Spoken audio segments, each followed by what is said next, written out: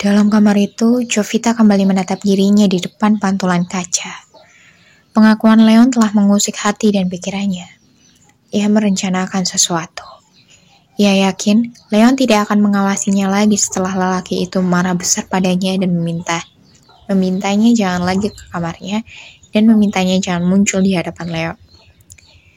Sayang sekali, kalung indah dari Pak Bos ini, kalau aku bawa kerja di proyek. Anting berlian dan kalung ini tidak pantas dibawa ke proyek. Tinggalin aja di sini, disimpan di tempat aman agar tidak hilang. Ucap Jovita dengan suara keras seolah-olah ia memberitahukan kepada seseorang. Karena ia tahu, di kalung itulah Leon memasang kamera pengawas tersembunyi. Jika anak buahnya diberi tato dengan nomor seri, maka untuknya di dalam kalung itu.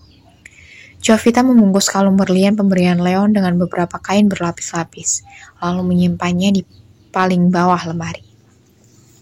Jovita berangkat kerja, sementara Leon masih tertidur akibat minum obat tidur. Ia akhirnya terbangun setelah si Pincu membangunkannya. Anjing berwarna hitam itu membuatnya terbangun. Ia terbangun dari mimpi buruk. Leon mengalami siksaan akibat mimpi buruk yang ia alami setiap kali Cimat tidak ada di sampingnya. Ia bangun setelah jam 10 pagi. Seluruh tubuhnya terasa sakit dan ia merasa kerongkongannya kering. Karena ia merasa berteriak-teriak dalam mimpinya. Tetapi anehnya, ia tidak mengeluarkan suara.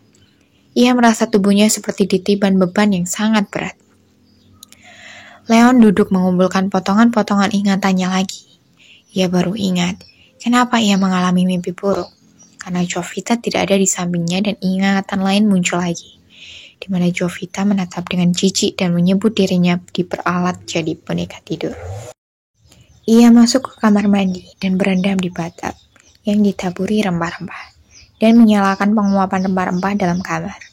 Leon merebahkan tubuh dan menutup mata. Tatapan jijik yang ditujukan Jovita membuatnya menggosok tubuhnya beberapa kali. Kamu hanya gadis kecil yang sok suci dan belum menikmati kenikmatan dunia ini. Jika kamu sudah merasakannya, saya yakin kamu tidak akan menatapku seperti itu, anak kecil. Desis Leon kesal. Ia ingin melupakan Jovita karena tatapan jijik dari wanita cantik itu padanya membuat wajahnya semakin mengeras. Kamu hanya gadis kecil, tidak ada apa-apanya untuk saya. Saya bisa mengatasi pikiran ini. Saya tidak akan peduli lagi padamu. Kamu hanya gadis kecil, tidak ada apa-apanya untuk saya. Saya bisa mengatasi pikiran ini. Saya tidak akan peduli lagi padamu, ujar Leon. Keluar dari kamar mandi dan berpakaian menuju dapur. Semua diam dan hanya bisa bertanya-tanya dalam hati dengan sikap diam Leon. Ia tidak bertanya kemana Jovita. Ia mengalihkan pikirannya dari nona cantik itu. Nanti jemput Bibi dari Jakarta. Bawa Salsa dan Lana juga dari Jakarta. Perintahnya pada Iwan. Dayang-dayang Leon. Tetapi Sabrina minta pulang ke Jakarta, Bos, ujar Iwan. Tidak usah. Nanti malam akan ada pesta di kolam renang. Kalian semua bisa ikut. Bilang sama anak-anak yang lain. Bilangin Zidan untuk bawa lagi wanita-wanita bar ke sini. Iwan langsung bersemangat. Mendengar pesta kolam renang sudah tentu dengan wanita-wanita seksi, kebebasan, minuman, dan tentunya yang enak-enak. Baik, Bos, ujarnya semangat. Ia memberitahukan Riko dan Tony. Ada apa dengan Bos? Tanya Riko. Ia berpikir tidak ada sesuatu keberhasilan yang besar yang mereka patut rayakan.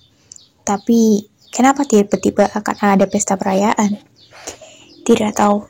Pokoknya nanti malam siapkan staminamu dan pilih wanita yang kamu inginkan, ujar Iwan bersemangat. Leon seolah-olah ingin menunjukkan pada Jovita kalau ia tidak peduli pada gadis cantik itu. Karena saat mereka bertengkar pagi itu, ia sudah meminta wanita itu agar tidak muncul di hadapannya. Ia ingin melarikan semua pikirannya pada wanita lain nanti malam. Tony begitu tidak bersemangat, karena ia tahu apa yang terjadi pagi itu. Karena ia mendengar pertengkaran Jovita dan Leon. Tetapi ia memilih diam. Di sisi lain, Jovita merasakan sesuatu hal yang berbeda pagi itu. Setelah ia tahu kalau Leon bukan orang-orang suruhan Leon yang menghabisi keluarganya, kini hatinya tidak akan tenang kalau ia belum tahu siapa yang melakukan pembunuhan keluarganya.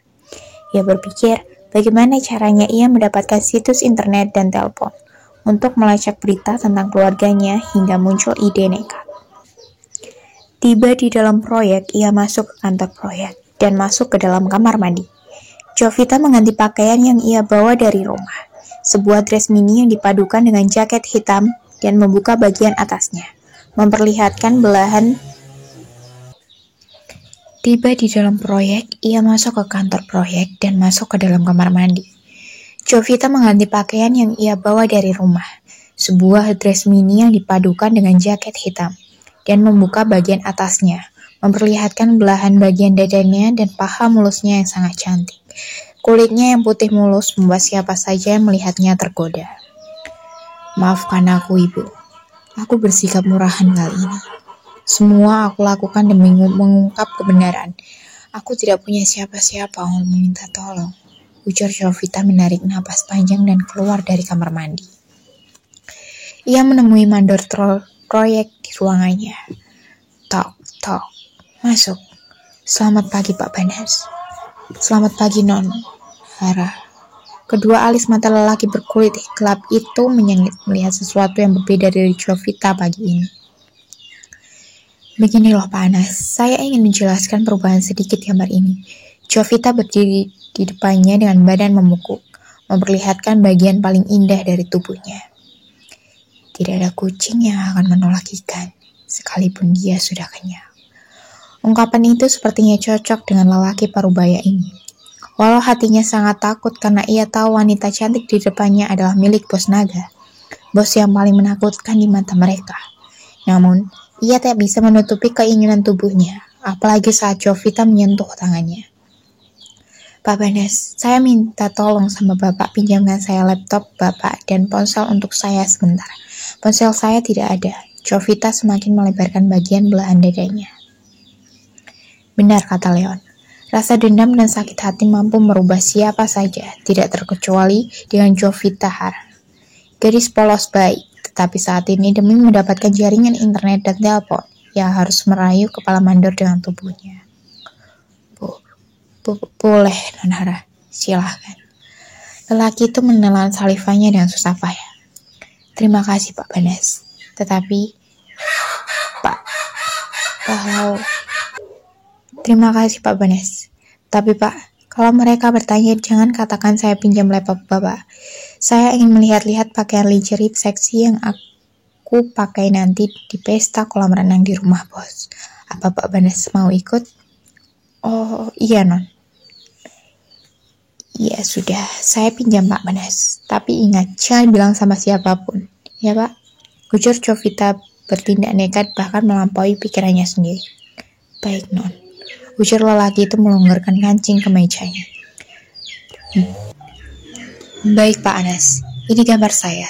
Dan minta tolong bilang pada kedua pengawalku kalau saya sibuk menggambar dan membuat perhitungan dengan tim. Baiklah Non Hara. Pak Anas keluar dan melakukan semua yang diminta Jovita. Ia tidak menimbulkan kecurigaan.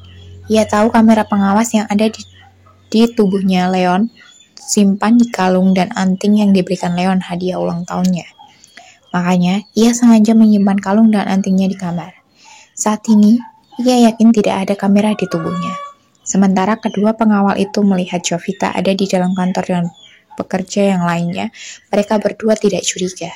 Padahal, mereka tidak tahu kalau Jovita sudah menjelajahi semua berita tentang kematian kedua orang tuanya, dan ia sibuk menelpon ke sana kemari. Bahkan, menelpon kantor polisi yang menangani kasus kematian orang tuanya dan menelpon pengacara keluarganya. Jovita hanya polos dalam dunia percintaan, tetapi kalau tentang mencari data dan meretas data mantan para pegawai ayahnya, ia bisa, karena Benny juga mantan tunangannya dan Lestari adalah temannya. Apakah Leon akan mengetahui apa yang dilakukan Jovita?